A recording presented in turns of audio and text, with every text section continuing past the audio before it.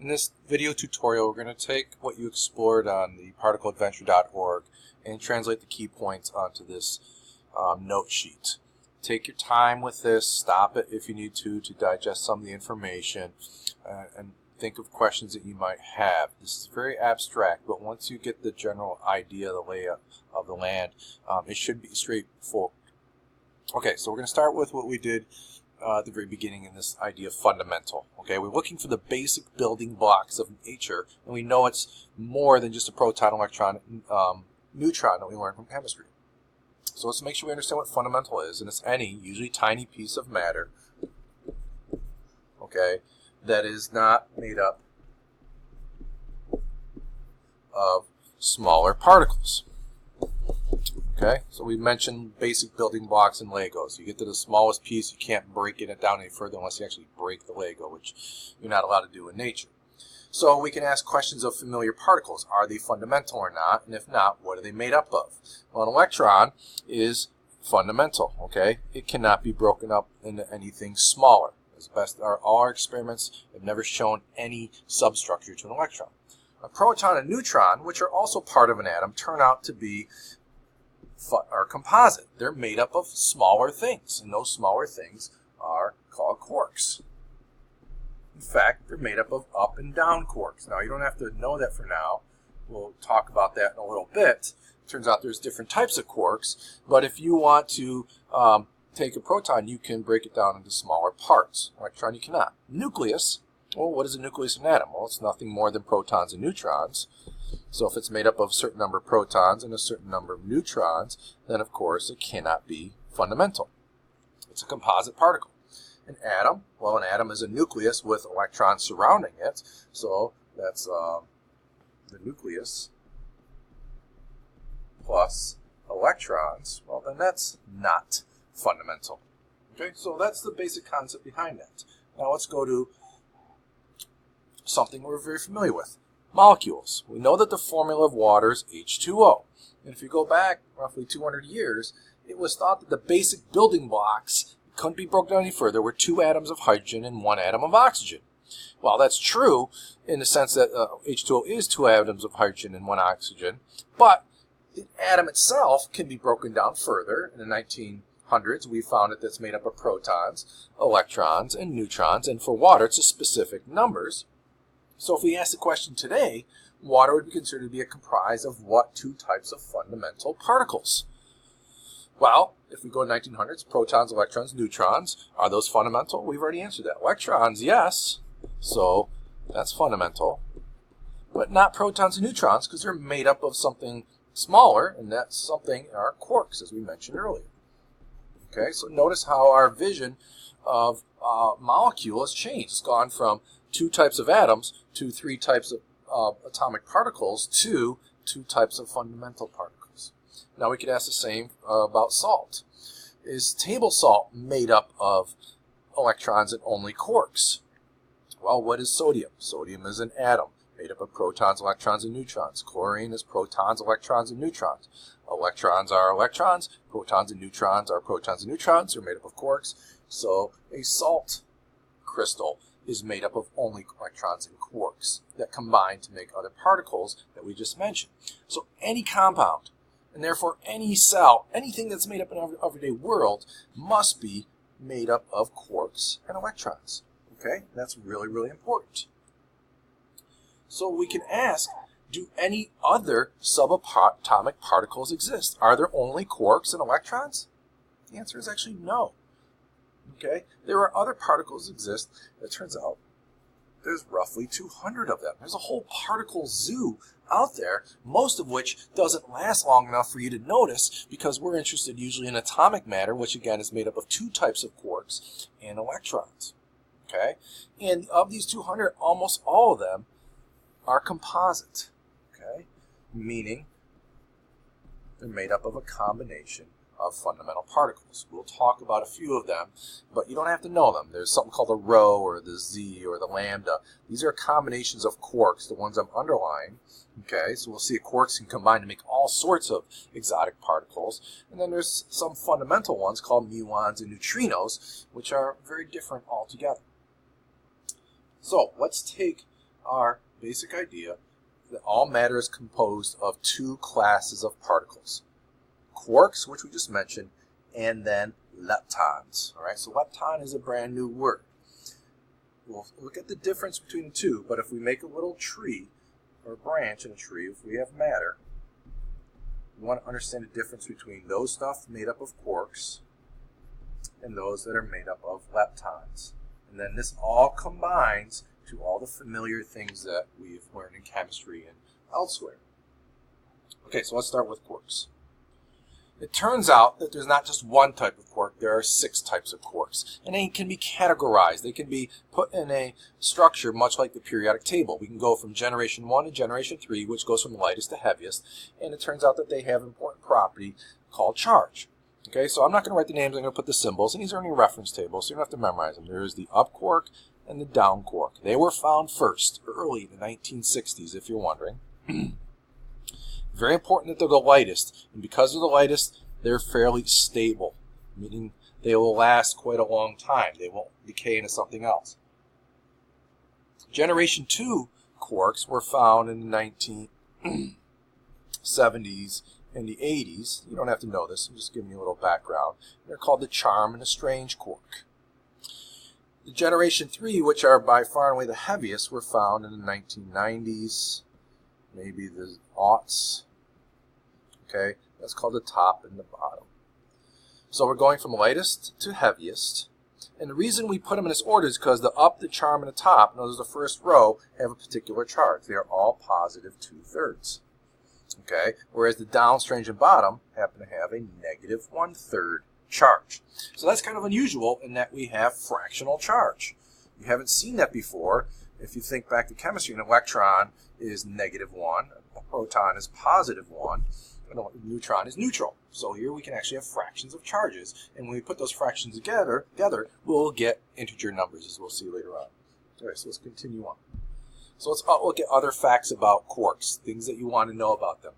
Unlike protons and electrons, quarks have a very unusual property, and they are never, ever found as solitary or individual particles. You will never see an isolated up quark by itself or a strange quark zipping through space or an atom. All right? They are always always combined to make composite particles. Okay? So we might see a particle that's a combination of an up and a down, or an up, a down, and a strange, or a bottom, bottom, bottom. Okay, those are all allowed, but they're always combined together. I can't rip them apart to have a separate up, and a separate down. Now, why that happens is fairly complicated. You might ask, well, how do we know about the individual quarks? We've never seen an individual one. That's a really good question. We'll address that in class. But for right now, accept that quarks are never isolated. They're always composite. Okay? And now, therefore, any type of composite particle made up of quarks is given a special classification. That's called a hadron. Okay, an unusual name. It means something in Greek. I don't remember what it means. But a hadron is the name given to anything made up of quarks. And there's 2 varieties of hadrons, even stranger names. There's a baryon, and then there are mesons. Okay, mesons mean middle, mass, middlings. Baryons, I'm not sure what they mean, but here's what you have to know about them. Again, you see them in the reference tables. A baryon is any particle that consists of 3 quarks. Quark, quark, quark. That could be an up, an up, down, strange, a bottom, top, charm. It doesn't matter. Any 3 will be considered a baryon.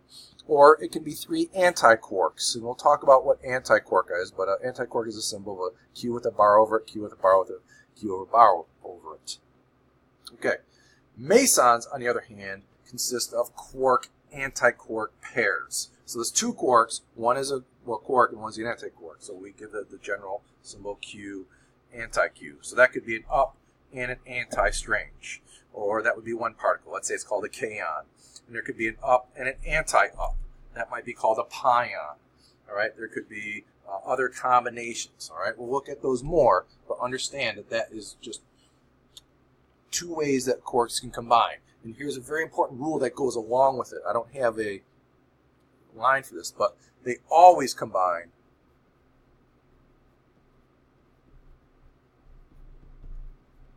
so that the charge is an integer. That's important. So those two types of quarks, mesons, or those two types of hadrons, mesons and baryons, are such that when you take any three of those quarks and you add up the charges, you will get an integer. 0, 1, -1, -2, +2. Okay, so for example, let's take a proton. We've already learned that a proton is a composite particle made up of quarks. Well, what quarks is it made up of? It turns out it's made up of the lightest quarks, because those are the most stable, but they're not just an up, up, up. It's an up, up, down. Okay, so the fingerprint of a proton, it distinguishes it from all other composite particles, like a lambda or a delta particle, are these three quarks. And if I look at the charges, an up is 2/3, another up is 2/3, and a down is -1/3, as we saw from our chart. If I add them up, you can do the math. Hopefully you see that that's +1, as we'd expect for a proton.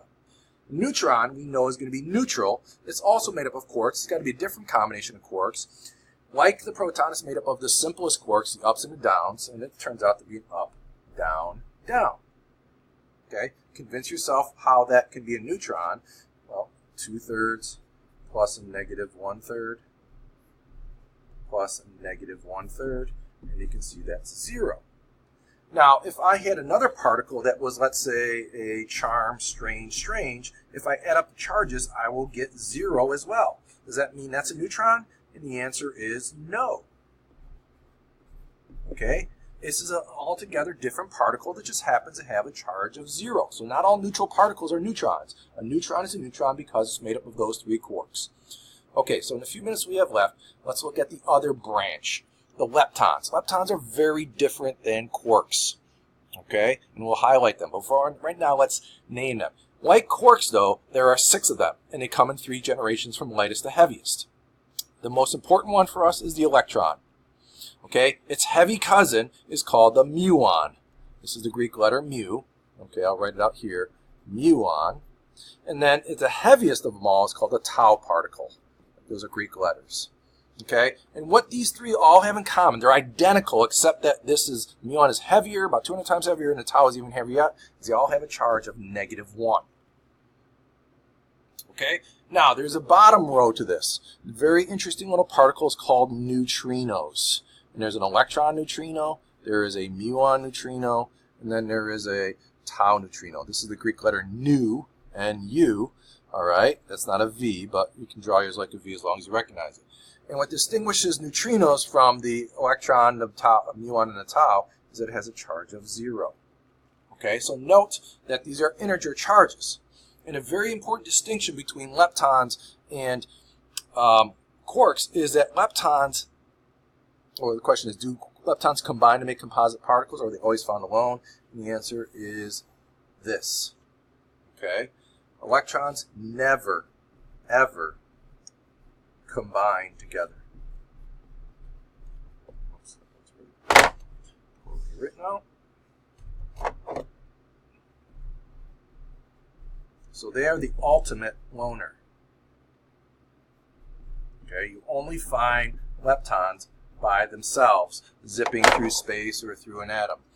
Okay, so they do not make bigger particles like the quarks do to make hadrons.